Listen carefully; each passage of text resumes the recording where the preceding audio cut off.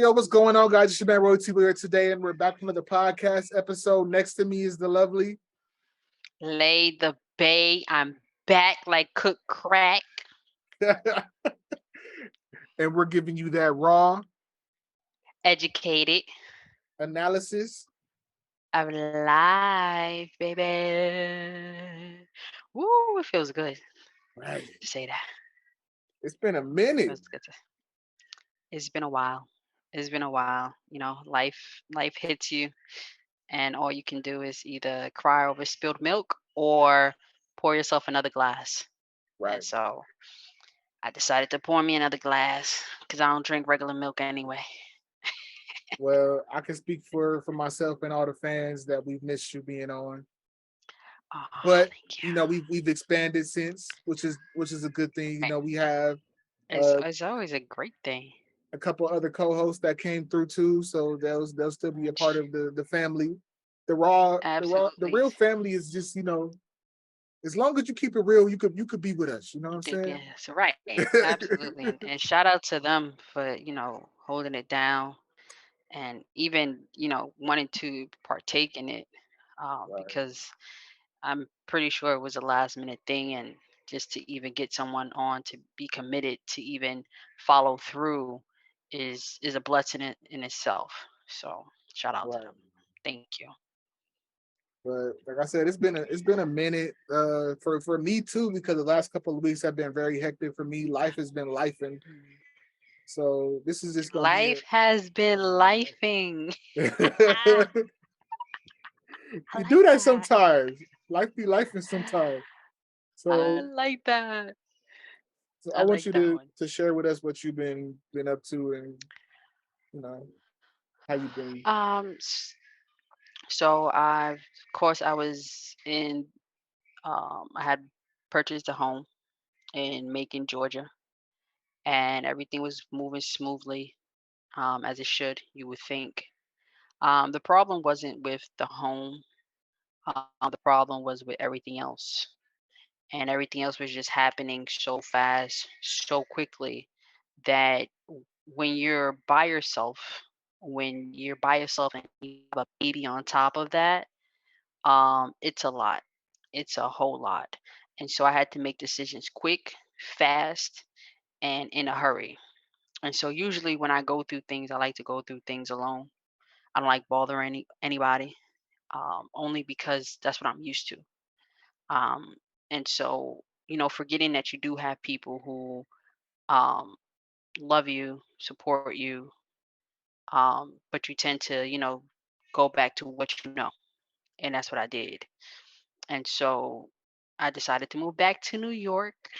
So I'm back in the Big Apple. But it came with a blessing of a lifetime, a job opportunity that I definitely could not have turned down. And then it also gives my daughter a sense of family. Although her father is from the state of Georgia, um, that sense of family wasn't there for her at all. And so for her to be here, for us to be here, is a blessing in disguise. And I'm just ready to take on the Big Apple. Right. You know, once again, although I was born and raised here, when you leave for a while and you come back, everything seems a little foreign to you. Like Right. I was on 34th Street trying to look for a kid's Foot Locker. Like, why would I be lost on 34th Street? You know how many times I ran up and down 34th Street? Every time you leave somewhere, even for even if it's a short amount of time, things change fast. Yeah, So I absolutely. totally get that. When I came back to California, I've left a couple of times, and I swear every time I come back, it's just like nothing is like I remember it. Like, when Right. did this close? What happened here? When did this change? Mm-hmm. Nobody told me anything. Yep. And so now the train stations look different. Of course, the people are still the same. It's just a little bit more weirdos out there, I bet. but for the most part, it's just good to be home. It's good to be Is it home, and gentrified over there now? it's always it was gentrified before I left. Oh. It was gentrified before I left, especially in Brooklyn. It was you saw the gentrification like hitting real hard when I left, but now when I've come back, it's like times 10. You know, and so for me, it's just I'm loving it.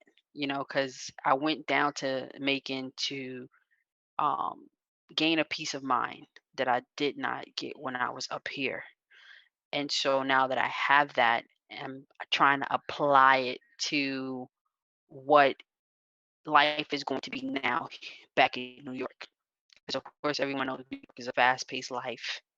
It's not as if, you can just can't transition that way. And I'm from here and Go ahead. It froze for a second, but it came back.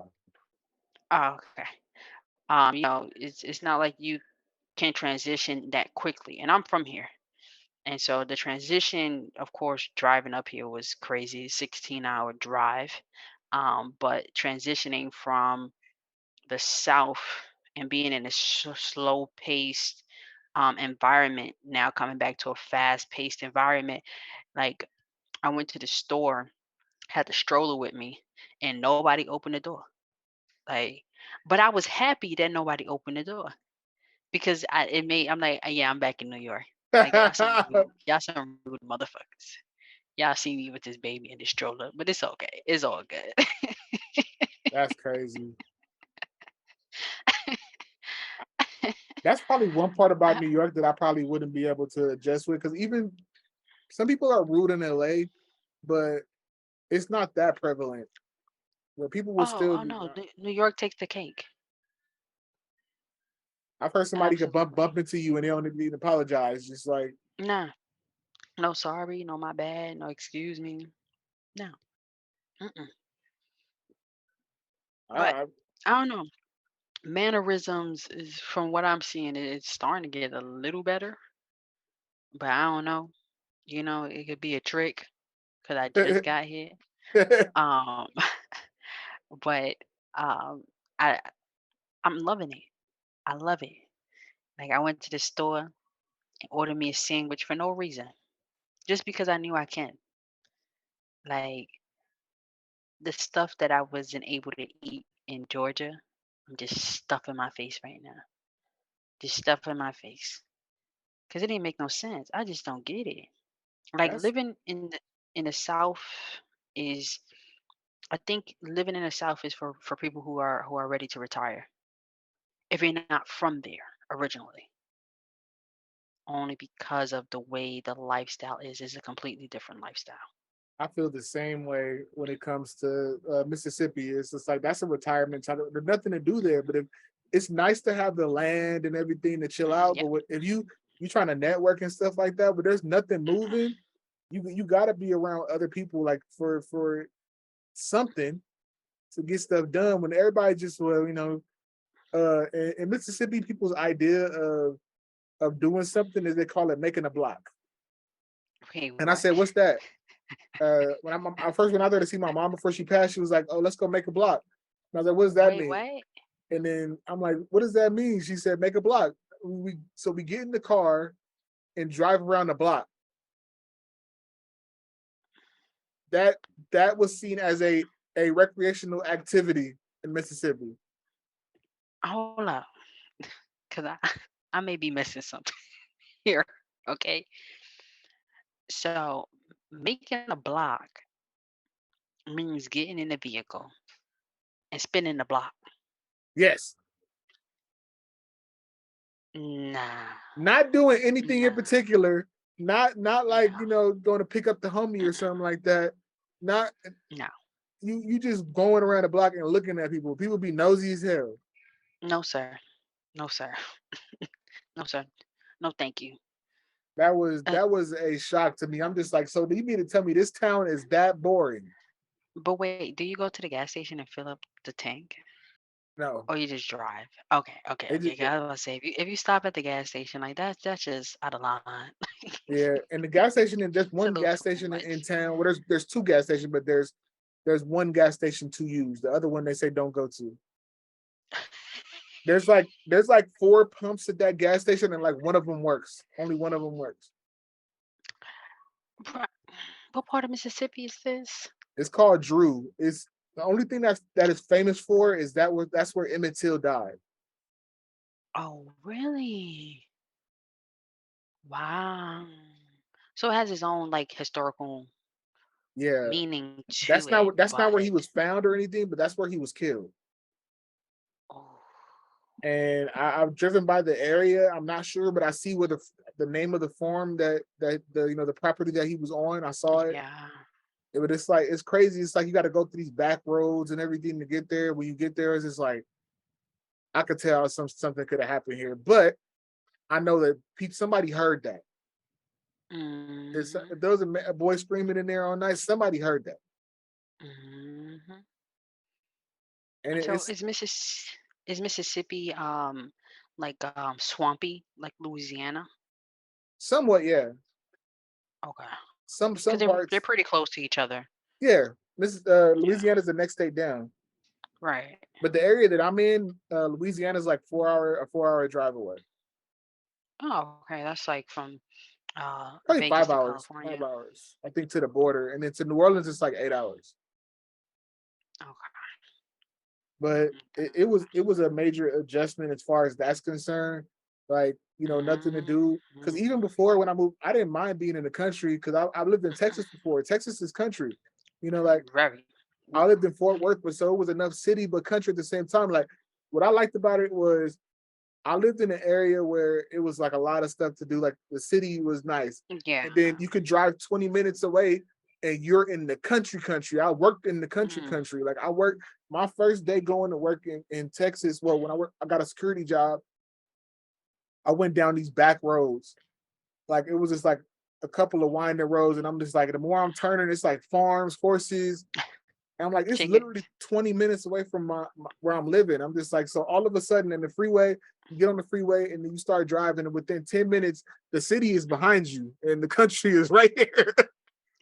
So it get real quick. And then my first night driving back, because I drove there during the daytime. I got back, I got off at midnight. And when I got off, no street lights, no nothing. And I'm just like, oh no, this is where I'm gonna get lynched at. I was praying to God, don't let me blow a tire here. Please don't let me uh run out of gas here. No, I not swear the lynch part. every day I filled up my gas tank just in case. I'm like, I'm not gonna run out of gas right here. But see, you know what's crazy when you mention that is that a lot of people think that when they move to these down south states that there's no longer any racism in these states, but that is the farthest from the truth. When you go to Georgia, there are still parts of Georgia where people have their Confederate flag Oh yeah. hanging in their car, on their property, on their house. And you're like, "Yo, what the hell did I step into?" When I was working down there, my first job was working for the sheriff office. So when I worked for the sheriff office, you can easily tell that they still had a slave mentality. People that live in the South still have a slave mentality. And what do I mean by that? It's not that they're picking cotton, of course not. What I mean is that they um as much as they want to feel like they're inferior to the white man, they're very inferior to the white man. Like very. They're scared of them. They're scared to speak up for themselves. And They're scared of really see it with an older black man and an older white man oh yeah. because they're Oh yeah. very subservient. Oh yes, sir. Mhm. Or open the door for them type of thing. Mhm. You see stuff like that and just like, nigga, Yeah. I will not. No. And so that was my problem down there. Was number one, I didn't go down there with the attitude, "Oh, I'm from New York," and I didn't go down there with that. My thing was, you respect my shit, I respect your shit, and we're gonna keep it moving. Right. And so, but I'm a very, transparent person. I'm a very observant person. If it's right, it's right. If it's wrong, it's wrong. And if I need to say something, then I'm gonna say it. And so they weren't used to someone number one, a woman, because women in law enforcement is still frowned upon. Although they have positions in those, they're still frowned upon, right? Number two, I'm black. And then what was making it a little bit iffy for them to even say anything to me is that I am Latin. So here's this female, black female who happens to speak another language, who comes from a different state, a state where they're used to telling police to suck their dicks. Okay. And she is just speaking her mind and speaking her truth. And nobody knows really what to do with me. And at that point, I was an asset to them. I wasn't a liability because I was one of the only two people who spoke Spanish in that county jail. So they needed me more than I needed them, honestly speaking. Mm. You understand? So when I decided to quit, they weren't trying to fire me. What they were trying to do was put me in a position where I couldn't have any type of contact with people who either have been arrested, people who were felons, people who were pretty much what they would call questionable people. But what was so funny to me was that one of their deputies that actually started the same time that I did was engaged to a felon. But Wow. because his family was a very powerful family by the last name of Biddick. Um, Biddick was the prior sheriff there, and he still holds weight. And that was another thing too. The politics was crazy. You talk about power. How you're not the sheriff anymore, but you still control the narrative of how the sheriff office moves. There's a lot That of right those there was southern crazy. towns where families run these areas, Oh and yeah. that name will hold a whole lot of weight. Oh yeah. Oh yeah. You have like up here we have our Rockefellers and Rothschilds and things like that. Down there, if your last name means something and it holds weight, best believe I saw three kids get arrested for starting a fire for arson, right? These kids, I guess their parents must have been very well connected with the sheriff office and whatever the case may be, to the point where they didn't even get charged. They didn't get charged. They walked out that night. They got arrested, but they walked out that night. So it's like it never happened. There's a Sad. show on But if that would Netflix have about something like that. I think it was in Georgia too. It's called the Murdaugh murders or whatever. Like, oh, that was South Carolina.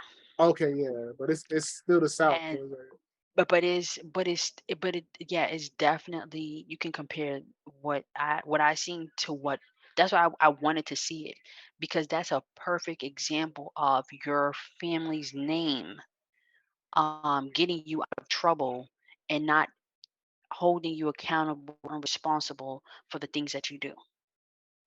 So those are it the was same. scary. Those are the same people that tell you that nobody's above the law. Well, apparently y'all are.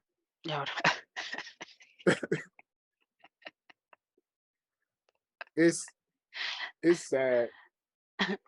no, it was sad for me because I was like I wasn't used to that. When you live in New York, I come from a place where it's very diverse.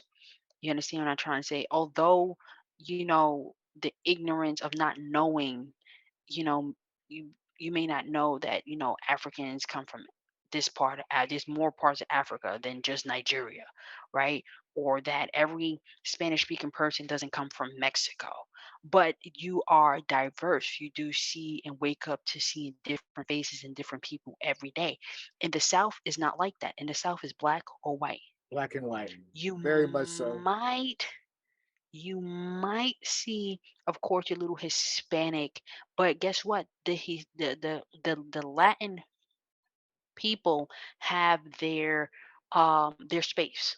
That's what Right. I'm saying. They have their space, right? You have your Latin markets and your Latin clubs and things of that nature. But everybody else is black or white, That is and one thing I that was think that another crazy thing. New York and California have in common. They're big Yeah, melting pots. yeah. Is And I was so shocked. Like the first year I was in Mississippi, I did not see any Mexicans at all.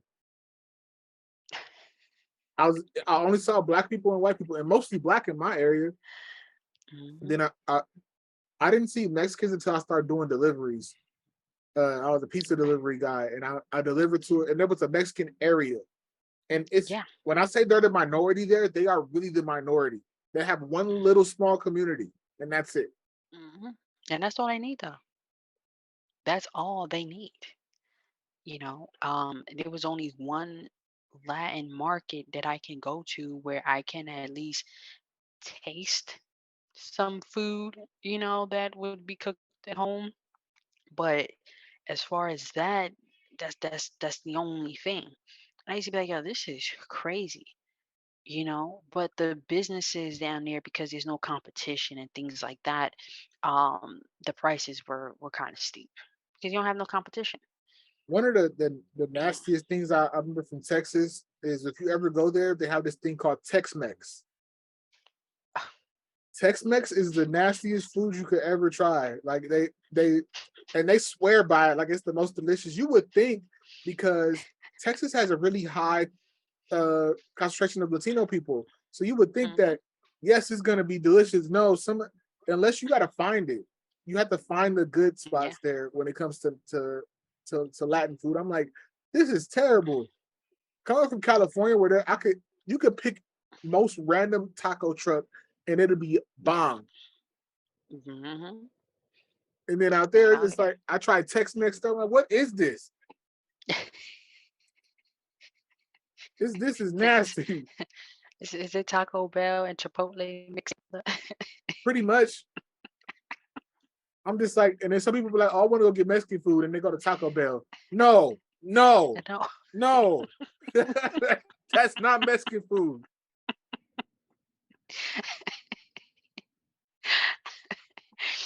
Oh my I was God, just the like, you know what? disappointment. It will make a killing out here. I was like, a random taco truck could park across the street from Taco Bell, and all of y'all just try it one time. Y'all will never go back to Taco Bell again.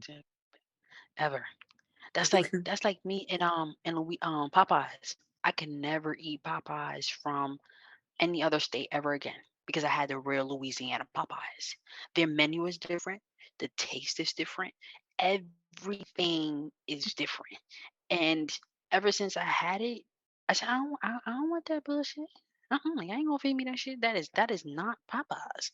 I don't know what the fuck that is. First and foremost, for an Indian to be the owner of a Popeyes, I don't want that shit. No, That's no, wild to me. no, no. That's That that's don't like make no I sense. heard in Atlanta you can literally go to a Chinese food restaurant and black people are working there. Yes. That's not. I'm sorry, I love my people, I do. But if it's not a little, I'm not racist. If it's not a little Asian lady saying what was your line? No, I don't want it. I don't want that shit. Hey, what's up, my nigga? What you want to order? Nothing though.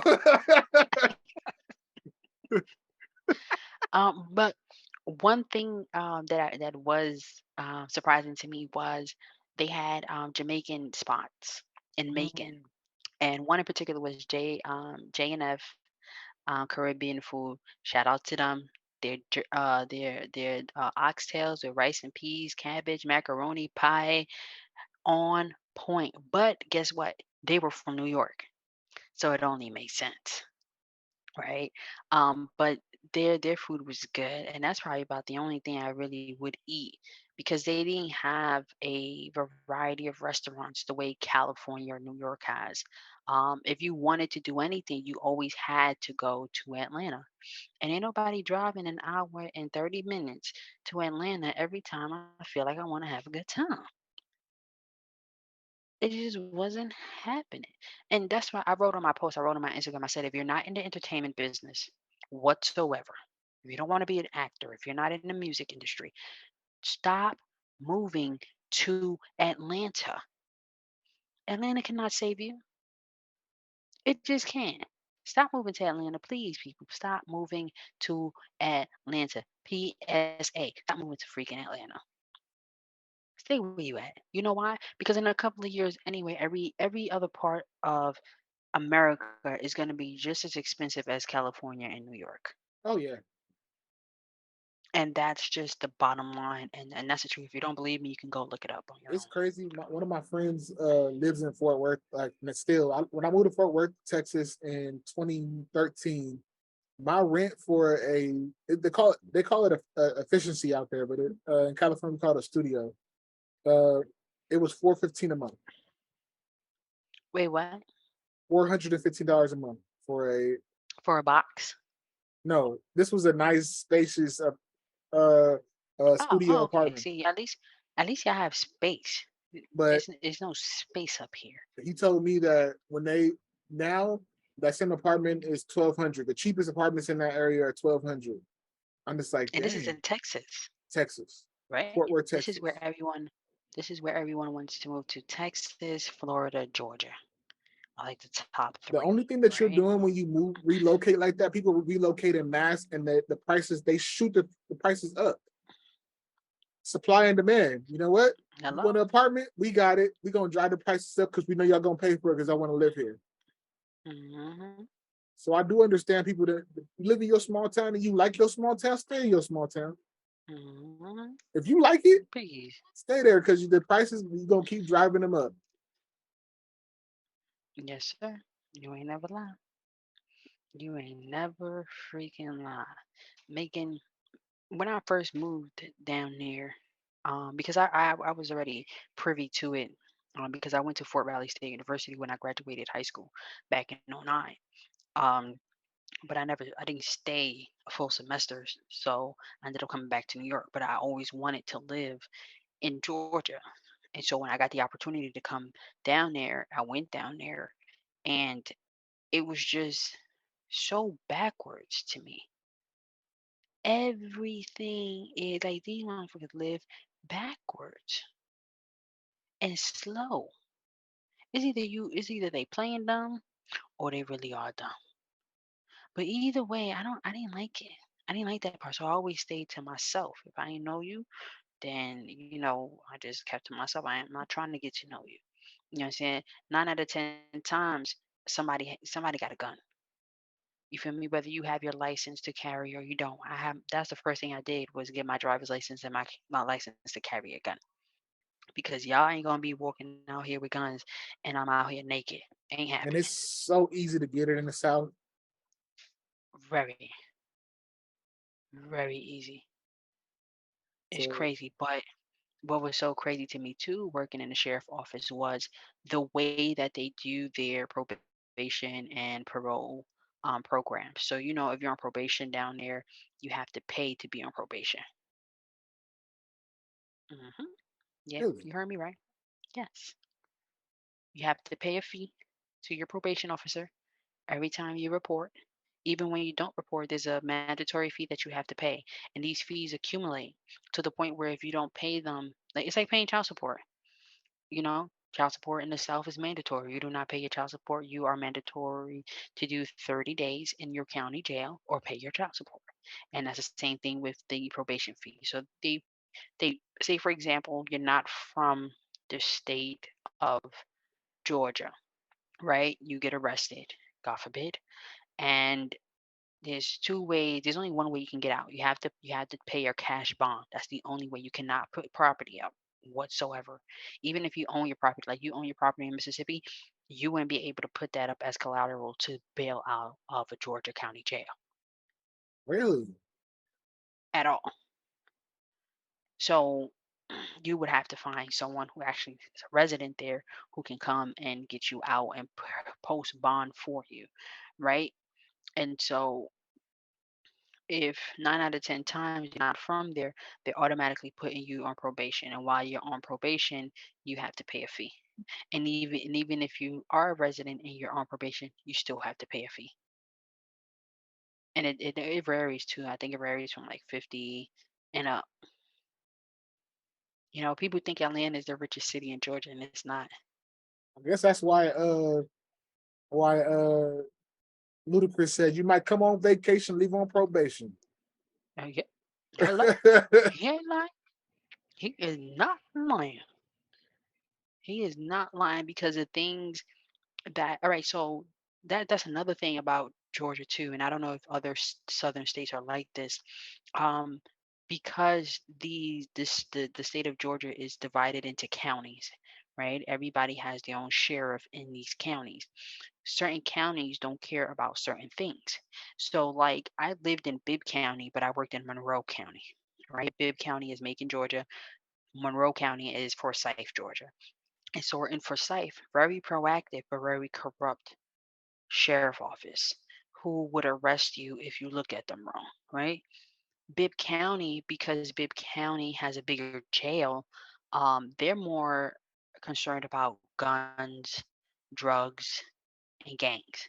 That's their main concern. You could be driving dirty all around, making all you want to. They're not gonna stop you. You can be in a verbal dispute with someone. They're not going to stop you. You understand? It's only in the event that it escalates to a point where guns are being drawn, or they the thing that Bibb County was good for was their um their seizures, where they would just run up in people's houses and arrest every freaking body. That's But crazy. again, they're looking for guns, drugs, and gang activity. That's it. Everything else can fly. Monroe County was not like that. Monroe County, they wanted everything. If you didn't have insurance on your car, if your tag on your car was expired, but it just expired a day before, you feel me? Like they on your ass. If you drive in a red car, this is something for you guys out there, for fans to know if you do not know. If you're driving a red vehicle, you are prone to get pulled over. The color of your vehicle does matter, because they associate colors with your lifestyle. You know, who Yeah, drives Dodge Chargers? You know who drive Dodge Chargers? Young white boys, police, and drug dealers. So if they riding slowly behind you, trust me and believe they're looking to see who owns that Charger. that's You know, crazy. when I had my black Charger, you know how many times I went through the Georgia, what we would call Easy Pass here in New York. You know how many times I would drive past the Easy Pass without getting a ticket, without them even charging me, because my car was a black Dodge Charger. And when they looked up my name, they would see that I worked for the sheriff office. Like it's sometimes in the South. No, let me correct myself. Most of the time in the South, it's not what you know, it's who you know. It's not where you've been, it's where you at. You understand? I saw myself, you know, getting a lot of privileges because I was working at the sheriff office, or because I used to work for the sheriff office. I tried to avoid all interactions with police in Mississippi because I got pulled over and they will disrespect you. Mm, They will mm. you talking back to them. They would dude was about to try to pull his gun because I told him to leave me alone. Like, bro, I literally could say what I want to you. You cannot arrest me for saying fuck you. Yep. That's how it was down in Forsyth too, like Monroe County again. See, I believe this. This is my theory on law enforcement. If you are law enforcement, you're law enforcement for either one or two reasons. Oh, no, matter of fact, three. Either your family comes from a line of police, so you just want to join the family business. You were picked on as a kid and bullied as a child, and the only way you can seek revenge is to become law enforcement. Because once you have that badge on, it's like you against the world. Okay. Or three, it's something that you fell into and saw the power that it possessed. And so now you let in the bad into your head. That's it. And I've watched all three come in front of me. I've watched the police who you clearly knew they were being bullied as a kid. So now they're using their badge as a way to get revenge. And then you have your Uncle Toms, of course, and your coons who love to kiss the white man's ass. So they want to be a part of something. They want to be part of a fraternity. And just in case y'all didn't know, the biggest gang is not the Crips, and the biggest gang is not the Bloods. The biggest gang in America are law enforcement. Yep, easily. No matter no matter where you are, no matter where you go, if you represent that blue, black, and white, okay, because those are the law enforcement colors, just in case you guys didn't know, understand that you are part of a fraternity, whether you're female or male. You're part of a fraternity for life. Period. Definitely. And They they will treat you different. they do whatever they want. They cover for each other. I honestly Hmm. feel that's my biggest problem with police is the fact that you should be held to a higher standard. Right. Because in order to be a cop, you have to know the law better than the average American citizen. Right. So when you break the law, it's really fucked up. Like you really did, you went above and beyond to do this because you knew it. So you should Hmm. be held extra accountable because you are supposed to uphold the law. And Right. so that's when it comes to their superiors, instead of covering for you, they need to start reprimanding people and have somebody above that. That's why every time that they say they're gonna do an internal investigation or whatever, they friends with It's these bullshit. people. They friends with It's these bullshit. people. They're not doing nothing. I'm gonna give you two scenarios. One of them, it's not scenarios. These really happened. One case, the financial advisor of the sheriff office was stealing money. Do you hear me? I can hear you. No, I'm just saying she was stealing money from the sheriff office. Okay, leaving IOU notes on her desk, literally. That's wild. Now that's theft by taking. That's some type of embezzlement. That's some type of fraud charges. This woman, they let this woman walk out that sheriff office without a hair on her body being touched. But you know why they let her go? Because she knew a lot of secrets of most, if not most, almost everyone in that sheriff office that she could have leaked to the media that they didn't want leaked. Another instance, um, there was the cafeteria lady who was getting packages sent to her home for inmates. You're not supposed to do that. And then bringing them to the jail. Mm. They demoted her to being back a jailer, but and took away her truck. They didn't even know they were paying this woman's cell phone bill. They were paying her cell phone bill. They didn't even know that. But they let her retire early. That was her punishment, retiring early. Oh, that's not a punishment. Exactly. You understand what I'm trying to say? If they know you, if they like you, if they find a liking in you, you can get away with murder. Definitely. Definitely get away with murder. There were deputies who became investigators who are now in certain positions who were in affairs with, certain people when it got to a physical point, never nothing ever happened to them. Ever. Once you have that badge on, once you become part of that and you're with it, meaning like you don't stand up for it, or you decide that, hey, well, this is just a job. I'm just going to get my check and go home type shit. Um, you pretty much can get away with anything. Anything. Anything. That's why it don't make Unless sense you to get me. un- unless you're a black person. They won't let you get away with it if you're black. And I'm gonna tell you why.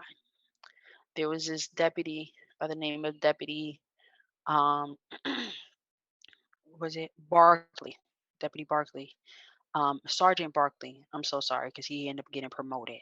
Sergeant Barkley had a dog. Most of the dogs that they use down there are German Malinois, trained German Malinois.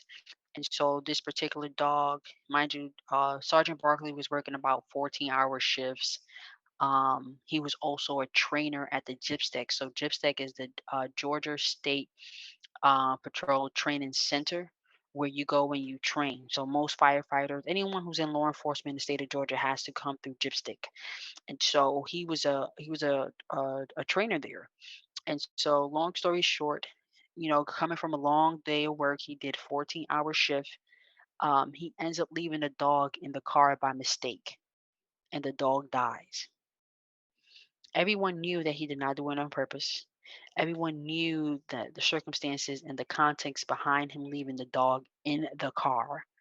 But they fired him after so many years of service. He knew the sheriff office better than anyone there.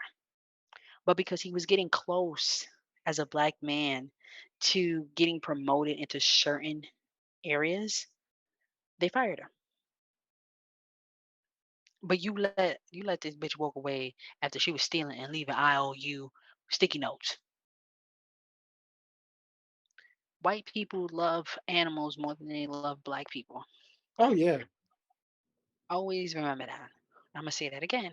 White people love and adore animals more than they love and adore white people. So even if you have white friends, oh, I have white friends, or all white people are not racist. Racism is not about liking you. Racism is about business. that's a fact. And that's just the reality of it. And I think a lot of times, um, East Coast, like New York racism and California racism are drastically different than the Southern racism Oh, because it's right in your face. we see it sometimes. I saw it in California sometimes. People will say some stuff or whatever, but I'm still, I'm bucking back at you. Hmm. Like but they're so used to stuff that they'll self segregate down south. Yeah. Hmm. They will literally segregate themselves from the other side, both sides of them. Like the black people will, there's a restaurant in my town when I first moved there. My mom was telling me that, oh, the black people don't go there. And before I leave, I'm gonna go in that restaurant. I'm gonna go in there and sit down. But why they don't go there? Oh, that's the white people restaurant. That's a white people restaurant. Yo, what we in Jim Crow days? Yeah, that's what I'm saying. I'm like, excuse me, but Does it they, say white only? no, but they want to make themselves segregated or whatever, or the white people, are they gonna look at you funny? Well, look at me funny. Finish. I promise you, I'm gonna go in there. Wow. I'm gonna order a whole bunch, and I'm gonna act real nigga like. I'm gonna be up in there. I'm saying shit. Let me get a motherfucking Excuse sandwich. me. Excuse me. Waiter. Waiter. Can I have some hot water so I can put my utensils in this hot water? What temperature do you keep your meat at? At what temperature do you cook the meat? They not gonna like me. They're gonna look at me real funny, and I'm gonna sit there and not feel uncomfortable at all. I'm gonna make Like, you feel uncomfortable because I'm in there. uncomfortable. Is gratuity included, or is this something that's up to me? Like, I would ask so many stupid, ignorant questions. They would Uh, definitely hate me. They wouldn't like me. they gonna go like me. By the time I finish, it's gonna be a black restaurant. I'm like, it's welcome for y'all. I paved the way for y'all to go in here.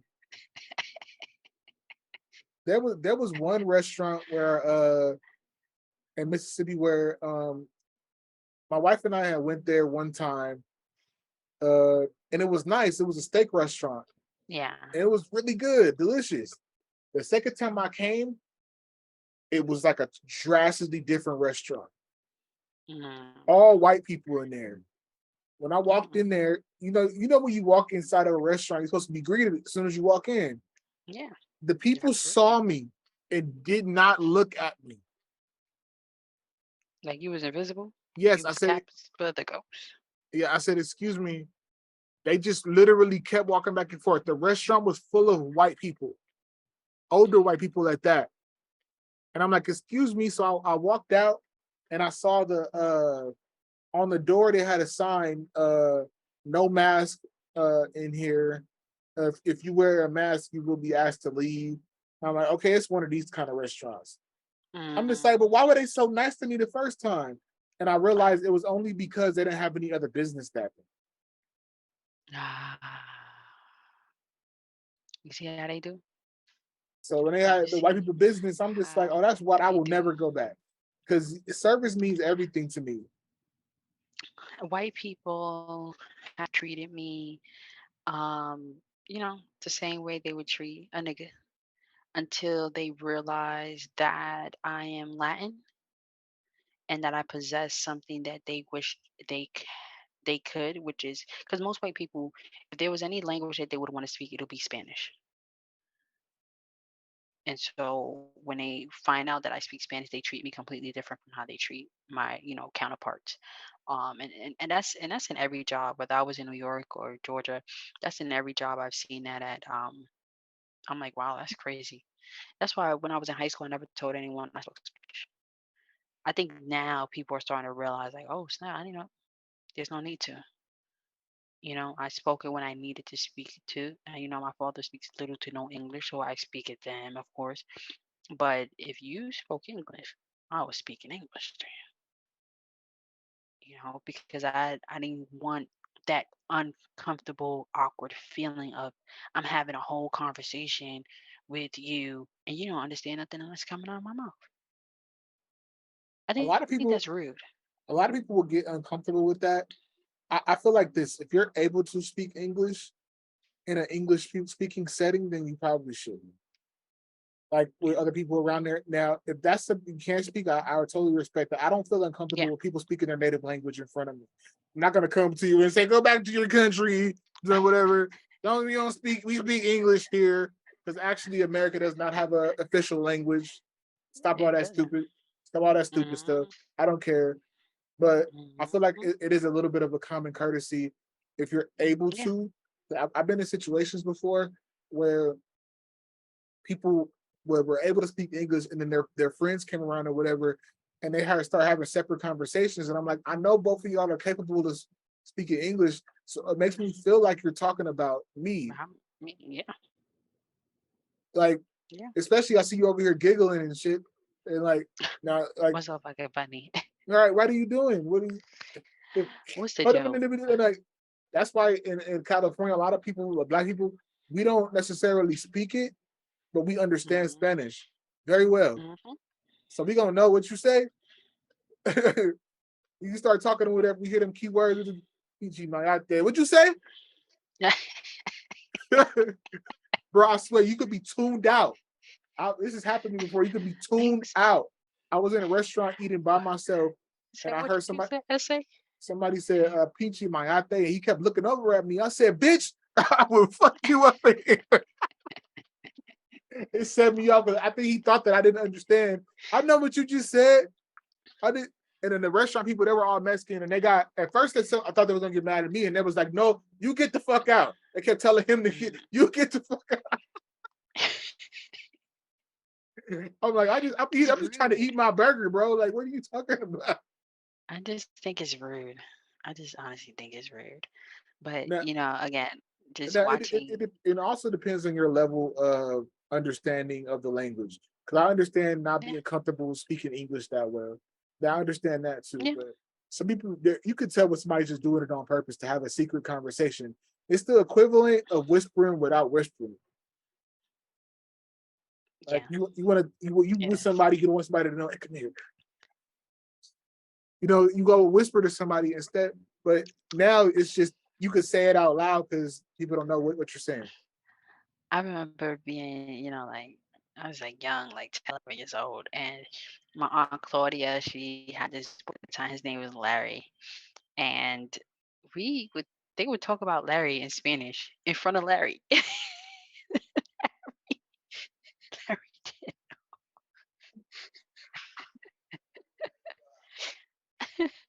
Larry didn't know at all, but I, it was so funny. I think I It kind of used to be so funny. pick up on energy though. I know what you're talking about. Yeah, I can feel it. So like it's energy. You could be smiley and everything in my face and talk this shit. I know what that look like. So I'm gonna call you out on it. No, no, I don't know what the fuck you just said, but that's why I need to. I can't wait till they have like a little translator app that could just pick up on stuff when you in somewhere. I'm gonna just let it sit don't they there. have those like Yeah, Babel but or something like that? I think so. That but I want one where you could like it's just a regular machine, like not on your phone, but like something that could pick Yeah. up sound real good. So it could be like and like you don't people don't know that you're using it, so it'd be like a little earpiece or whatever. Like and as soon as you say something foul, like I heard you. I know exactly what you said. Exposed real quick. Cause I know that them people in the nail shop be talking shit about our black people. Like I Yeah. think They be talking mad Oh, shit. that would be amazing. I would love to know what they're talking about. Now, sometimes I be understanding, but Vietnamese, Chinese, because Asians they're not all the same, right? They all Right, have right. different dialects and different tongues. But sometimes I'll be wondering, like what is they saying? And they speak real low, but they can hear them from across the room. Am I, yeah, what the fuck did you say? That's one thing I've What? noticed is different languages tonality is different. Do you feel like there's a different Mhm. tone to Spanish than there is to English? Yeah. Um, just different dialects. Like how you just said, pinche maete, like Mexicans say stuff like that. Vato and ese. And so that's not Hondurans. We don't speak like that, but we understand what they're saying, but we don't speak like that. And that goes for Spaniards and Brazilians, people that speak Portuguese. Um, I can understand someone speaking Portuguese, but then again, I don't because the dialect and the tongue is just different. That's But another not language I all. heard that is similar to is Sicilian. I heard it's similar to Yes. Spanish as well. So I have a cousin who actually lives in Italy. She was raised out there, so she was 14 years old. And when she speaks, sometimes like what's your name is like como te cami, right? And that's close to like como te llamas. So you can pick up on it and understand a little bit. But if you don't, know it, then you're gonna be asking like, wait, what did you just say? You feel me? No, like what? That's how I felt down south. So my child's father has a very thick country accent. And although you can hear it a little bit when I speak, like, my little country accent a little bit is not as thick as his. And there was times I used to be like, yo, you need to slow it down, bro. Like, I ain't understand not one word you just said. Wait, what? Can you repeat that? And he would look at me like, are you serious? I'm like, I'm dead serious. Like, what? Huh? You ain't finna do what? You ain't studying what? That's it. There, Study? I ain't never seen you pick a book in my life. I What really are do you notice a talking about? difference with speaking people down south. Like it is a language barrier, but we speak the same language. It's crazy. Like we supposed to speak the same language, but I saw a video the other day, which is crazy. Um, They say dog. We say dog. They say talk. We uh, say talk. what I found out is because the reason that the Southern people talk the way they do is they're closer to the ancestors that came over here when uh when during like the slavery times or whatever like that. Yeah. That's the British. So I said it just sped up a little bit. They speeded up. So one lady did an example of it, and it was like, oh my god, that makes a whole lot of sense. Like Well, I it's need to crazy. watch that. You need to send me that link because I need to understand. Like I I was just gotta like, get that's it. crazy. Like it's the same thing. It's generations changed. Like people came from Britain, but their accents started changing. So it was just like, Oh, you know what? I just caught on to what you're saying. You know why? Because he could sit there and watch the whole movie of Shatas and understand what they were saying. And they only speak in patois in that movie. that's why it's just broken I, English. I I used to be like, you know what they saying? He'd be like, yeah. And he would say what they saying. That makes sense. That makes sense. But See? there's one thing I wanted to ask though. I had a friend Yeah. who was Puerto Rican, and he told me one thing. I don't know. He said that Mexican people would say that cabron is an insult. Or would I think no, cabron was like cool or something to Mexican people, but he said to Yeah. him that's an insult. Yes, that's correct.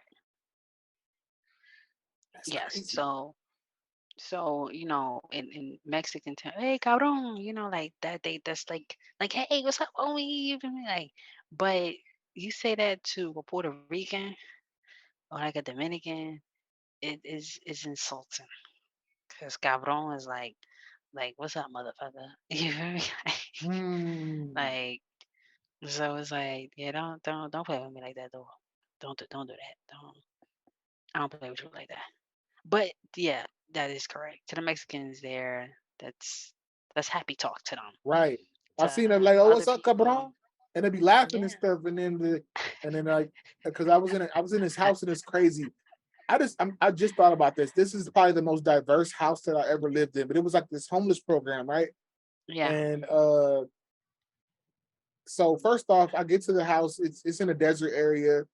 The people that run the house are Nigerian, not Nigerian. They're Kenyan. They're Kenyan.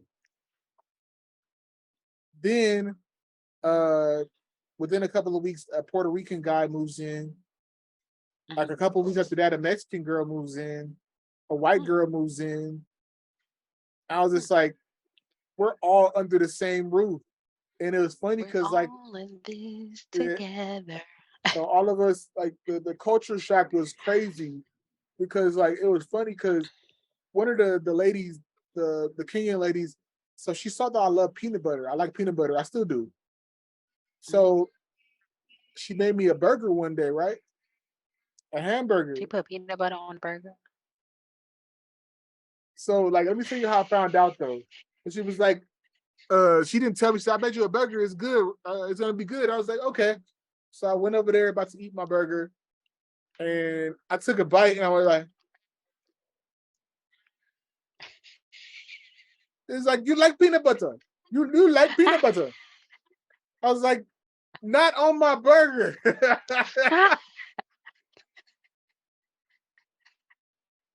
to this to this day, that's one of the funniest things because her intentions were good. She had good Good, yeah, intentions. So she wasn't trying to be absolutely. offensive, but to me, it was just like it didn't translate to you that I didn't. These don't go together. I like peanut butter, Together. but I don't want it on my burger. And she was just like, "Oh, I'm so sorry. I threw it away. I felt bad. I threw it away and just rinsed my plate off. I'm like, I'm sorry. I'm sorry. I can't. I can't. Usually, I would try to eat something like if somebody try to make it for me, it's a thought that counts. But I couldn't do a peanut butter on a burger. I couldn't do it. And then that's when I found out Oh about my god. the cabron thing because the Mexican guy had said that to him or whatever because they both spoke Spanish. They could understand each other Yeah, very well. But he said that he said yeah, don't. He got mad. The Puerto Rican guy said, "Don't yeah. fucking say that to me. I'll sock you in the face." Like he was like, "Oh my bad." After that, they still spoke Spanish to each other, but they spoke English more after that because it was just like, Clearly, yeah, it was like, oh no, I don't want. it's I, Spanish barriers. I don't want to say something to you that's offensive because it was cool to me in my area, but Freaking, I was laughing more at your peanut butter story just now because it reminded me of one of my stories. So, when you go on a field trip and your parents make your sandwich for you, you hype because not only do you have the food that the school about to supply you, but then you got your own lunch. And so my grandmother, this particular freaking trip, we about to sit down, we about to eat our lunch, and I just knew it was gonna be a ham and cheese because I was a sucker for ham and cheese. And I bite into the ham and cheese, and it tastes funny. Like I'm like, what? Like what? And so I take another bite. She ain't had no more mayo, so she used butter.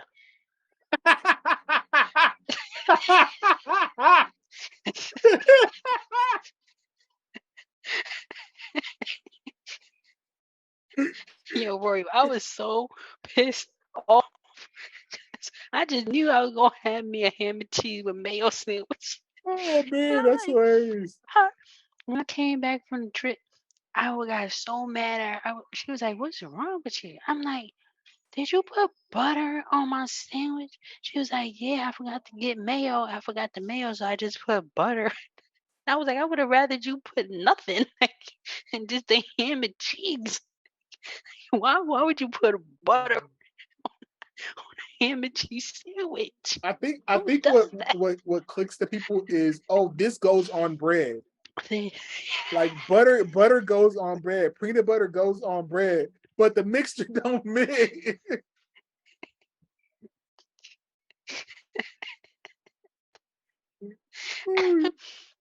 Oh my Lord Jesus. That's why when you was laughing, I was like, oh, so it did happen to somebody else, didn't it? I'm like, I was so pissed off. Just imagine a 7-year-old just pissed off trying to eat you a nice little ham and cheese sandwich.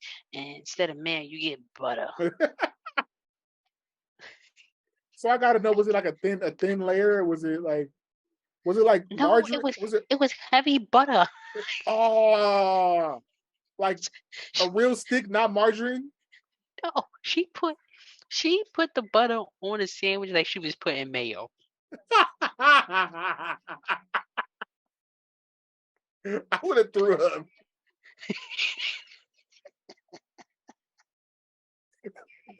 Like this don't go together. Oh my God. It don't. It was just so wrong on so many different levels. But like you said, the intentions was good because Right, she wanted me to have a sandwich. right. But but no. I couldn't do nothing but I was laugh so pissed off. at the lady after that. She was so nice too. If I ever see her again, they always tell me that I have a welcome in Kenya when I come by. Their family would love to see me. I gotta remember her name, but I would Mhm. love to take advantage of that. They were so nice to me. You And know, then it's I'm so crazy that but strangers are usually the ones that are nice to you. You know, that'll help you. That'll you know put you in position. And you say to yourself like, damn, like, why my family couldn't do this for me if this is supposed to be family, if this is supposed to be blood.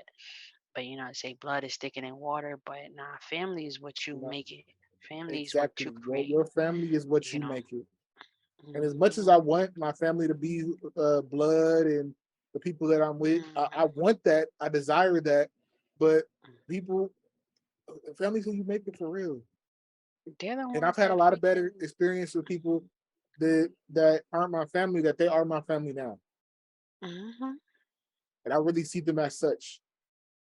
So, Hmm. and it's crazy, oh, you don't look out for your family like that because y'all don't do shit for me. I can't depend on y'all if I'm in a bind, which I am right now. Before we end the episode, I want to talk about that as well, the bind that I'm in. But yeah, they don't do nothing for me. So it's like and it's not necessarily that you have to have a transactional relationship with your family, but Right. you should be But you able to should be able to lean depend. on them in a time of need. I'm that type of person in my family. Like we could have not talked in years, and you want to come to my house and crash. It's not. Let me see. It's not. Oh, hold on a second. Let me talk to. Man, Come ask you over. 21 questions Come through.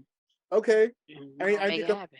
I need to come crash at your house. Unless you the crackhead in my family or him that's stealing it, don't steal from me. No, no, we ain't doing that. Nah, nah. But We ain't doing otherwise, that. come chill. Come.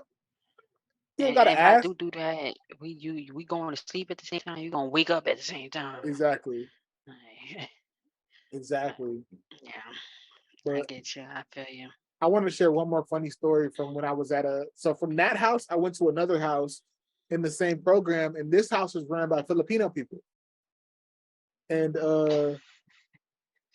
so they and it was another like crazy. Like we had a white guy there, another black guy. I had a roommate for a little while that was who was he? What was his ethnicity? He was black too, but he was gay. And Mm, one of the nicest guys I ever met too. He had HIV. Um, and so I was chilling at that house. One thing was nasty about the house, I found out they had bed bugs. oh, But the people were so nice. They told us to call it was a couple, a Filipino couple older. They said to call them auntie and uncle. And so like they were so nice to us. But one day, Bahati would get on my nerves. The guy that was my roommate, his name was Bahati. And mm, they said, I used to drink a little bit back then. We weren't supposed to drink. So he found one of my yeah. drinks and threw it away. Mm, And I got mad. So me and him got into an argument. And then the guy, we call Uncle came up to me and he was like, don't mess with Bahati because Bahati is a gay. and that's a nice. Okay? You don't mess with Bahati. Bahati is a gay. no, I ain't messing with him because he gay. I'm messing with him because he took my drink, boo. It was so funny though, the way he broke it down. He thought the beef was over him being gay. I was like Bahati isn't gay. I still hear that in my head sometimes. I just say that randomly. But Bahati isn't gay. I'm like, bro, I don't care. He gay. He sleep in my room. Like what? I don't care. He the only person that bought me something for my 22nd birthday, I think it was. He's the only person that got me a present. He bought me the game album LAX for my birthday. I was like, Mm. you a cool dude. Like, Mm. I didn't even know you like that, like Right. You he's just like, wasn't cool that day. I just wasn't cool because you threw in my drink, bro. He's like, I'm sorry. Um, but Oh before we get man. out of here, I want to talk about the depression that I've been going through, Yeah. and it's been really kicking my ass lately. So, an incident happened, uh, which I'll go into more detail as the time goes on about what Mhm. happened uh, between my wife and I. But um, a couple of days after the incident happened with my wife and I found out that my aunt passed away, and I it hit me really hard because I've been trying for the past 2 years, I've been dealing with something like an undiagnosed health issue, and I haven't shared this with many people. I'm gonna share it with the world now. Is so on August, I can't remember the exact date of 2021. Got rushed to the hospital by my wife because I felt like I was having a heart attack. My heart was racing. I had a pain right here for some days, and for me to go to the hospital, it's very serious. I don't like doctors, so I ride it out. If I'm sick, I'm gonna just sit in the bed. I'll be. Right. I'm gonna ride it out. I'll feel better in a couple days, but it kept Mhm. progressively getting worse, and I'm not feeling no better. And so finally, I'm deciding to go to the hospital. I get there, my heart's racing. My heart rate was like 140 or something like that. Wow. Uh, my blood pressure was like 180 over Oh. 100 something. Like it was What you in high. the 180s? Like, That's stroke level. So mm-hmm. uh, they gave me medicine. They gave me potassium first because my potassium was low. Then Mm-hmm. they also gave me this heart medicine called metropolol that was supposed to bring my heart rate down. Mm-hmm. And so they thought it was a heart issue. So they scheduled me to see they referred me to a cardiologist, but they also referred me to a GI doctor. If you guys don't know what a GI doctor is, it's a doctor that deals with your stomach. Stomach. Yeah. Mm-hmm. So um, I got out the hospital and I was still feeling crappy, like to the point where I couldn't even function for about a month. Yeah. Like I couldn't even, I wasn't even eating. I Mm. couldn't eat because it was painful to eat. Like it would Yeah. go down and I would just To get chest pains. swallow. Pause. Yeah. Yeah. So I would eat like eggs and it would just go down and I would feel it in my chest. And it wasn't really like right Mm-hmm. here, it was hurting. It was hurting like right here. Like that's where your Mm-hmm. esophagus is. I found out it was going down and it was Right. just hurting. So I got 2 weeks after the hospital visit, I saw a cardiologist. He really didn't do anything. He was just like, "Oh, okay, I'm just going to schedule you for a stress test Mm-hmm. and also a echocardiogram, which is a ultrasound on your heart and an Mm-hmm. ultrasound on my legs to see if my blood was flowing right." So that was September. That appointment was not until October, the end of October. So I'm Mm-hmm. like, if there's something really is wrong on my heart, because they said I have a what's called a right bundle branch block, which means my heart doesn't send the right signals the way it's supposed to. Okay. But they said it could be benign, so my heart could beat normally, but the signal's not Mm-hmm. coming out the right way. So it could be okay, or it could be something serious. But they have to Right. run the test to see. So I'm like, if there's something really is wrong, in a month and a half, I might be dead fucking with y'all. Right. Like, so speed up, about a month and a half goes by, but right before my appointment with the cardiologist again. I'm like, I'm supposed to be receiving a referral for the GI doctor. So I called the emergency room that I went to, and I said, hey, I'm supposed to be you know, sent a referral to a GI doctor. And they oh wow, it's stalking me. That's crazy. I see a thumbs up. You seen it? Yeah, it just did that because I had my thumb up. That's crazy.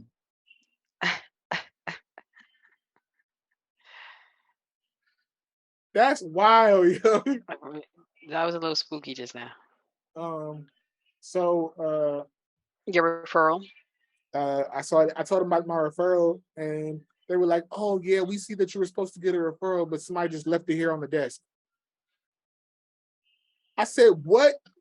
Y'all been playing with my health? I've been waiting for months. Mind Right. you, I'm not eating. At this point, I had lost 50 pounds already. Mm, I just could not hold down anything. I only thing I was able to eat was chicken mm. and like uh air fried Soup? chicken, and I couldn't even eat soup. Oh, It would hurt going down. Mashed potatoes would hurt going down. Everything where it would be bad, or I would have like reflux. So they also gave me a mm, medicine like that. So the guy said, "Oh, I'm so sorry." So they scheduled me for that appointment with the GI doctor a couple weeks later. And so I went to the cardiologist. They did an echocardiogram on me. They said that looks normal, but the doctor said he wants to do a stress test. And so the stress test time came, and he kept rescheduling over and over. He was like, "Oh yeah, your insurance said that you don't need a stress test." I was just like, "So somebody in a suit is going to tell a doctor who was requesting it that I don't need it? Somebody in a oh, suit we that need to don't do know." an episode on. We need to episode on healthcare too. Oh yeah, we There's a definitely gonna lot. do that. That pissed me off. I'm like, they kept rescheduling. I was supposed to get it in December sometime. I didn't end up getting Mm, that. They scheduled my appointment 4 times. I even showed up one time for them to tell me, "Oh yeah, your insurance said they're not going to cover that." So I see the GI doctor. They do yeah. a endoscopy, which is they stick Hmm. the camera down your throat. They The said it looks like throat. it's Right. okay, but your medicine's not working, so we're going to prescribe you a new medicine. So by this time, November, I'm starting to get a little better, but my heart rate's still off. The cardiologist took me off of the metropolol. I was supposed to keep my heart rate down because my heart rate got real low. Like my resting heart rate got down in the 40s sometimes. It would be scary. Mm, So I'm like, this is scary. He was just like, well, uh, just take this blood pressure medicine. Well, and he said, monitor your blood pressure. I'm like, my blood pressure is fine. right. I've never had high blood pressure. Through this all this time, I'm losing more weight, losing more weight. January comes, I had lost over 100 pounds from August of 2021 to probably February. I want to say February of 2022. I had Hmm. lost over 100 pounds, Jesus. and I'm still have no answers at this time. So Hmm. I'm trying to see more doctors in the Mississippi healthcare system is just horrible. So I'm like, I'm still fighting through. I'm starting to. I got COVID in January of 2022, and so I was feeling really horrible. But I was walking around trying to get my strength back, walking around my house, taking walks Yeah. with the foster kids that we had, I'm trying to get better. And then so finally March comes. I get my nieces and nephews. I drive. The first time I drove that long in a long time, like since before August. And then April comes, and I go outside to take out the trash. And as I come back in, that I'm walking back towards the house, my world is like real bad, like Mm, real bad. I start feeling like I'm gonna pass out. yeah. Like, and since then, it has gotten progressively worse. Even to this day, right now, like I have that feeling. I'm able to cope with it more now than I was Yeah. before, but it's still very difficult to be standing up and imagine standing up and feeling like you're sliding like this. Mm, And so since then, I haven't been able to work since August of 2021 because of these issues. and the vertigo is probably worse than the stomach issue that I had. I was starting to learn how to cope with that, but how do you cope with feeling like you're falling all the time? Right. So that's been the biggest part of it. So I'm trying to get back home to my house in Mississippi, and I don't have any income. So I did a video on TikTok asking people for help, and it's really hard for me to do that. I reached out to some of my family, and they haven't been much help. Only one family member he loaned me uh 100 $200. I asked to stay to crash at his house. He said no. Other family members said no, just straight out no. Uh, so I want to get back to my house. Like I said, I own a house in Mississippi, but getting back out there is a struggle now. Yeah. So that's why I've been off for a couple of weeks. The depression was killing me. I had my aunt's funeral I went to. Seeing her in the casket damn near broke me. Yeah. 'Cause I'm just like, a piece of my childhood is gone. My mom is gone already. Now her older sister's gone. I'm like, all of Mhm. my family his stuff is gone. This really hurts. Yeah. So after uh after that, uh I've been trying to figure out how I'm gonna get home. The process of getting stuff turned on.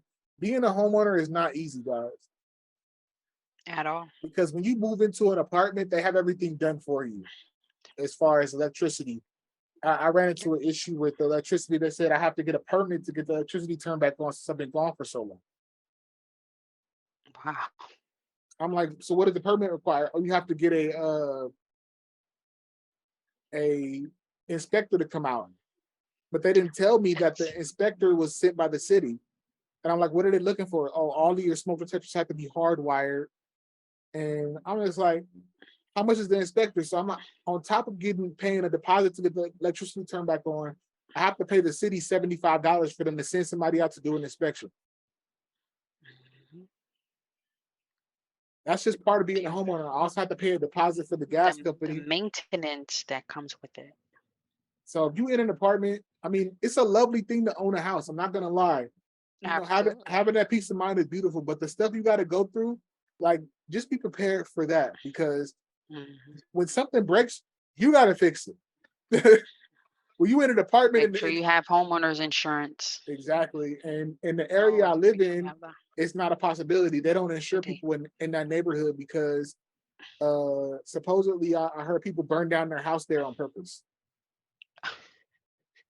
Yeah, insurance companies will do that to where there's certain places where they do not um, allow or they do not cover homeowners insurance in certain areas due to whatever statistics they feel like would be a liability for them.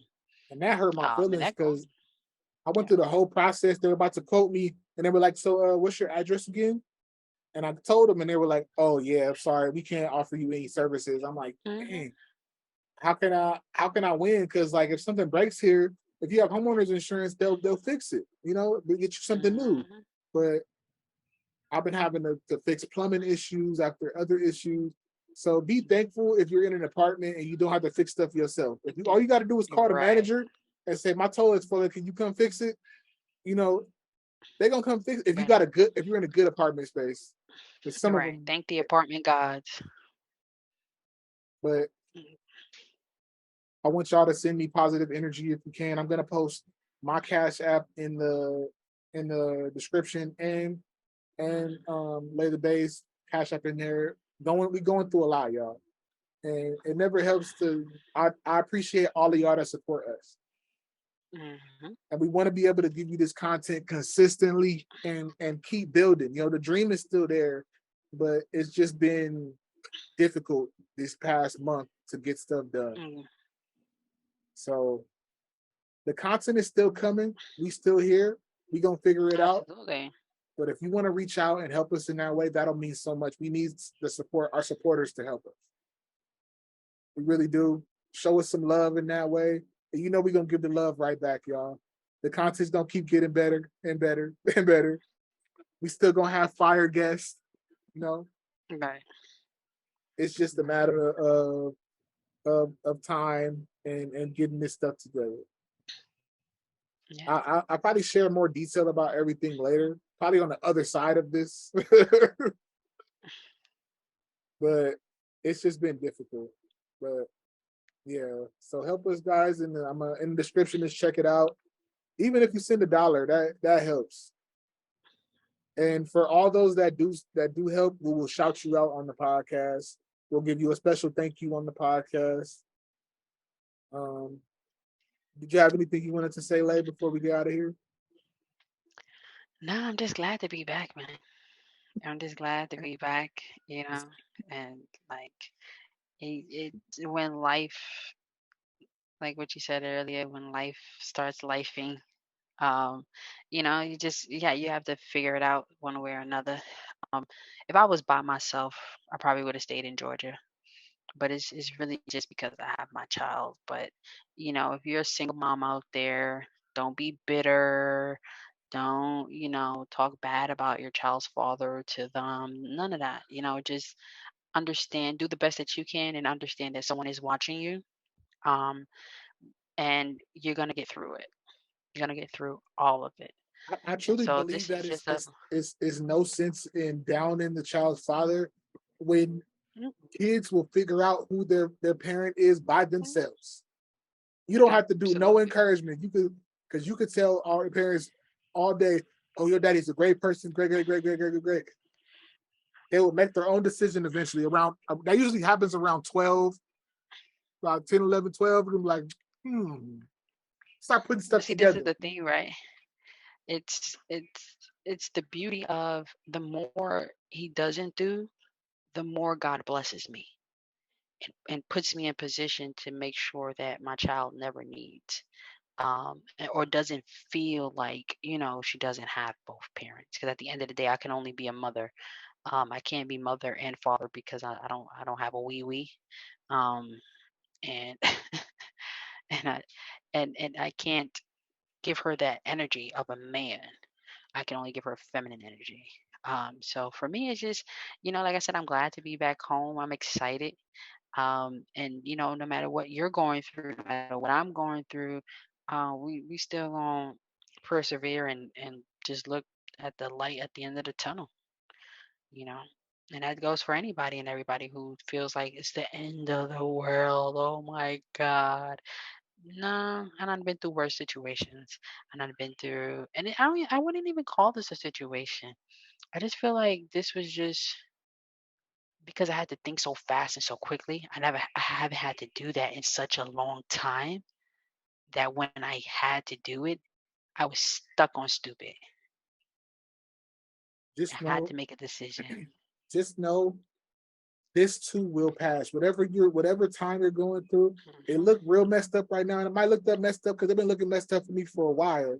But I'm Hmm. still pushing, I'm still going forward. I'm not gonna let Yeah. it be a full roadblock. I could Right. have I could have tapped out and been like, okay, the real podcast is no more. But no, Hmm. it's still gonna be here. Yeah. So I love each and every one of y'all. I want y'all to drop some love in the comments. Tell us what y'all thought about this Yeah. episode. Tell us Check about a time you went through something. You for know. real, for real. Uh, Absolutely. uh, subscribe, comment, check us out on Amazon Music and Spotify. Show us some love there. Share it out to your friends and family. Just help us grow, y'all. Because as we grow, you grow too. Gotcha. Yep. As always, we give you all that raw, educated analysis of life, and we out. Yeah. Peace.